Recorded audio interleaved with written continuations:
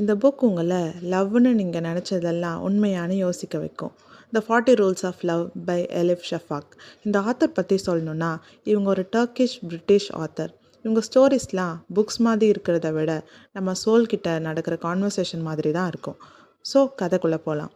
எல்லான்ற ஒரு 40 years marriage ஆகி children's இருக்கிற ஒரு உமன் ஹாப்பியாக இல்லாமல் ஒரு ஆர்டினரி லைஃப்பை வாழ்கிறாங்க. அவங்க ஒரு மேனுஸ்கிரிப்டை படிக்க ஸ்டார்ட் பண்ணுறாங்க. The story of Rumi and Shams of டர்பிஸ்.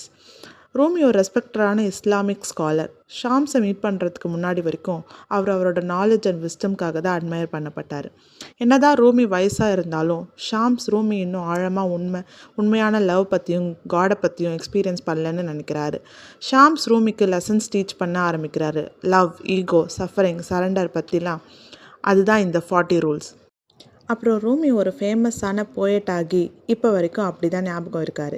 அப்புறம் ரூமி அண்ட் ஷாம்ஸ் பாண்ட் பிடிக்காத சில பேர்னால ஷாம்ஸ் மர்டர் பண்ணப்படுறாரு. ரூமி மனசுடைஞ்சு போயிடுறாரு. அந்த ஹார்ட் பிரேக் தான் ரூமியை இன்னும் ஆழமாக ட்ரான்ஸ்ஃபார்ம் பண்ணி அவரை ஸ்பிரிச்சுவலாக எழுப்புது. இந்த ஸ்டோரியை படிக்கிற எல்லாம் லவ் ஒருத்தவங்களோட ஹார்ட்டை, மைண்டை, அப்புறம் மொத்த லைஃப்பையும் எப்படி மாற்றுன்றதை புரிஞ்சுக்கிறாங்க. சம்டைம்ஸ் நம்ம லைஃப்பை மாற்றுற மனுஷங்க நம்ம கூடயே இருக்க வரல, ஆனால் அவங்க தான் நம்மளை ஆழமாக புரிஞ்சுக்க வைப்பாங்க. தேங்க்ஸ் ஃபார் வாட்சிங். Follow for 1 minute book wisdom.